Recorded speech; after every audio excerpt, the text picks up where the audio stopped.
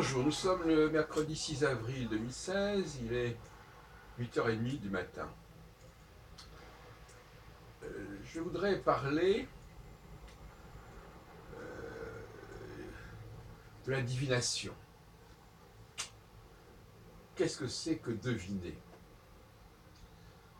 Et en fin de compte, c'est un terme qui est très, très ambigu, et qui crée beaucoup de malentendus, je pense. En fait, deviner, euh, j'en proposerai une définition un peu provocatrice. Deviner, c'est projeter. C'est-à-dire de plus en plus d'importance à ce que j'appelle le processus antithétique. C'est-à-dire, ce qui nous intéresse, ce n'est pas de décrire le monde, parce que ce monde, finalement, il est incohérent. Ou du moins, il est perçu comme tel, à tort ou à raison. À partir du moment où il est perçu comme tel, eh bien, euh, il n'est pas important de le comprendre, mais il est important de le structurer. C'est pas la même chose. De même que le sculpteur, il considère que ce, ce sur quoi il travaille, le matériau qu'il travaille, il est informe. Et donc, pour conséquent, il faut le structurer. Il n'a pas à être découvert, il n'a pas à être analysé. Il faut le structurer, il faut lui donner du sens, pas forcément quelque chose qu'il a déjà. De même, lorsque l'on regarde le cosmos, euh, en fait, même s'il y a des lois qui existent, ces lois se mélangent, s'interpénètrent, et donc par conséquent, le cosmos, c'est quelque chose d'extrêmement confus et embrouillé. Et là encore, il faut le structurer. Et structurer, ça veut dire aussi instrumentaliser. C'est-à-dire donner du sens à ce qu'il n'en a pas. Donner de l'ordre là où il n'y en a pas. Et donc, dans un monde qui, pendant très longtemps, n'a pas eu accès à une cohérence objective, il fallait apporter de la cohérence subjective. C'est-à-dire, pourtant où l'objet lui-même ne fait pas sens, c'est le sujet qui donne sens à l'objet. Autrement dit, le devin, l'astrologue, le psychologue, etc., etc., sont des gens qui vont structurer, qui vont projeter sur le monde, sur la personne, un certain ordre, un certain sens, qui n'existe pas nécessairement en soi et a priori. C'est un ordre a posteriori. Et on ne comprend pas suffisamment cela. Et d'ailleurs, les discours des astrologues sont extrêmement ambivalents et confus, car si vous les interrogez, ils vous répondront: nous ne faisons que décrire ce qui est déjà dans la nature. Ils ne vont pas vous dire: nous allons inventer quelque chose. Et c'est là qu'ils se trompent. Et c'est pour cela que, quelque part, la magie et l'astrologie sont en dialectique. Car le mage, et on dit que notre ami c'était un mage, le mage de salon. Le mage, ce n'est pas celui qui décrit le monde, c'est celui qui invente le monde.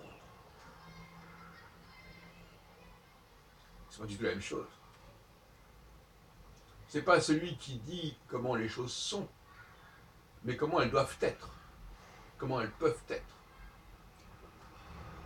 Il y a une forme d'utopie. Et l'utopie, ce n'est pas la description du monde, c'est le monde tel qu'on le souhaite qu'il soit.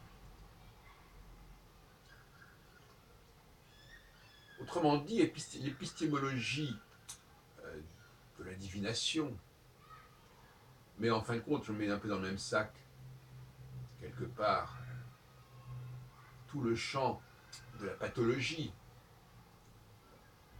tout le champ de la médecine au sens large,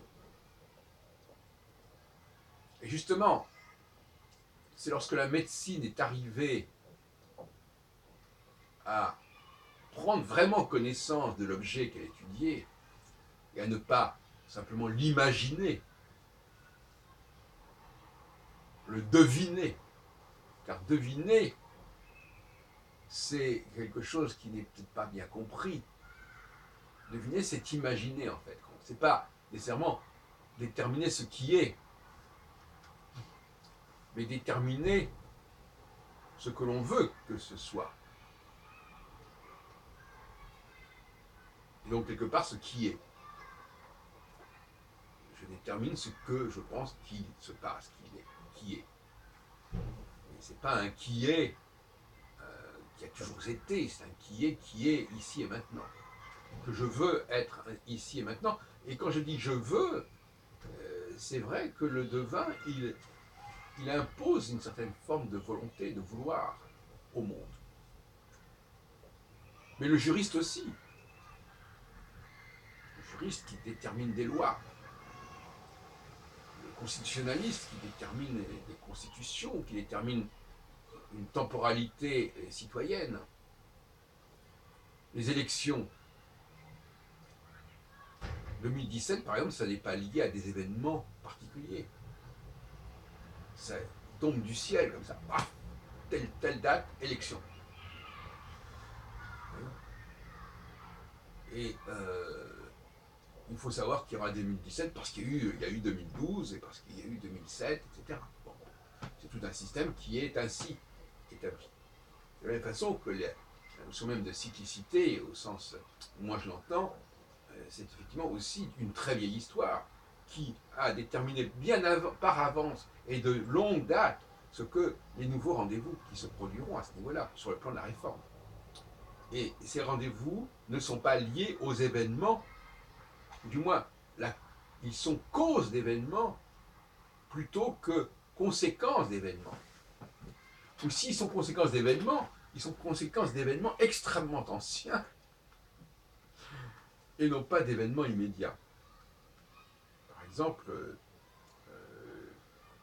la mort, la démission de Gaulle en 69 ou la mort de Pompidou en 74, ce sont des événements qui ont modifié le calendrier électoral, qui ont modifié le rythme électoral, qui ont fait que le principe du septennat n'a pas été respecté, que le rythme de 7 ans n'a pas été respecté ni en 69 ni en 74.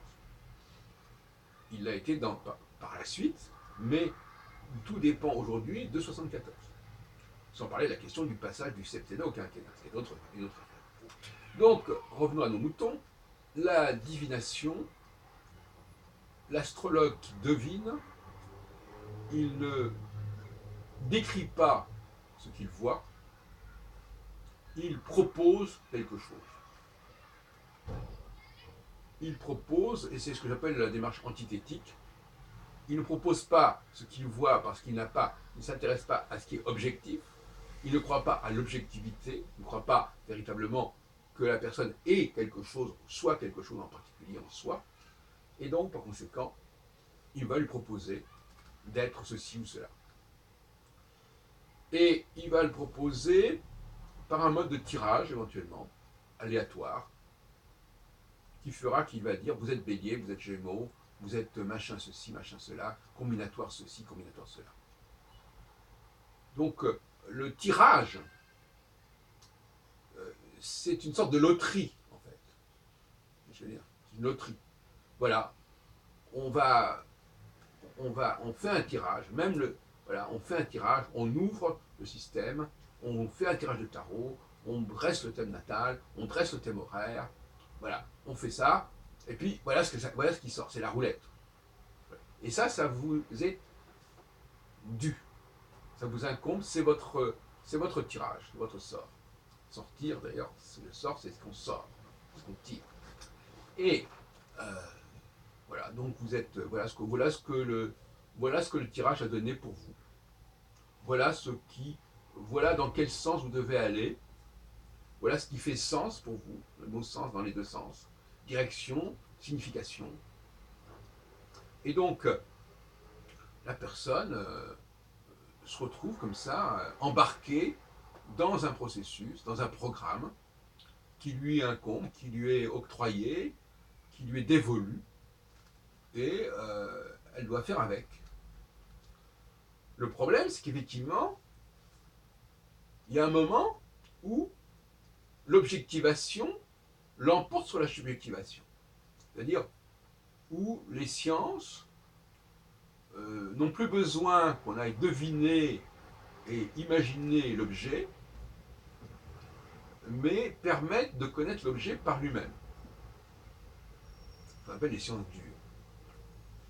C'est-à-dire, par exemple, la science va nous dire ce qu'est une planète, quelle est sa composition, quelles sont ses radiations. On n'a plus besoin de les imaginer, on n'a plus besoin de les deviner.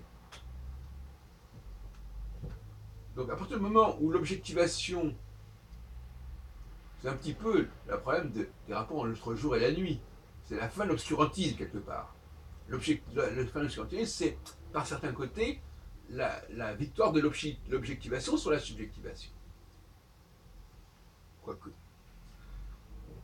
partir du moment où il est possible de connaître les choses par elles-mêmes et non pas de les deviner, de connaître les gens par eux-mêmes et non pas de les deviner, qui fait l'opposition d'ailleurs entre psychanalyse et astrologie, parce que la psychanalyse et la thérapie, d'une certaine manière, alors c'est amusant parce qu'il y a dans les salons du bien-être des propositions qui sont celles d'aller voir la personne, de connaître ce qu'elle a par ce qu'elle nous en dit, etc. Et d'autres qui consistent à deviner ce qui est la personne en faisant un tirage de tarot, par exemple, ce qu'on voit couramment désormais dans les salons de bien-être, depuis cette année en tout cas, les années 2015-2016. Et je l'ai filmé suffisamment pour que ça soit attesté sur le plan ethnologique. Donc il y a ces deux courants. Maintenant en médecine, on ne s'amuse plus trop à deviner. Mais avant, il y avait une astrologie médicale où on vous disait, voilà, d'après votre thème natal, vous avez Mars et Saturne qui vont maléficier tel et tel organe du corps qui est lié à tel et tel signe zodiacal, ou telle planète qui correspond à telle partie du corps, et on faisait comme ça tout un discours sans avoir la capacité d'aller y voir, parce que il y avait des interdits sur la question du corps, toucher le corps, ouvrir le corps, etc. Tout ça était problématique, donc il fallait deviner. Et donc le reflux de ces sciences divinatoires est lié justement à ce que j'appelle l'émergence de l'objectivation qui empêche désormais l'instrumentalisation. Je ne peux plus instrumentaliser un objet à partir du moment où cet objet il est signifiant par lui-même, il fait sens par lui-même, il nous dit ce qu'il est par lui-même, et on n'a plus donc à décider de ce qu'il doit être ou de ce qu'il pourrait être.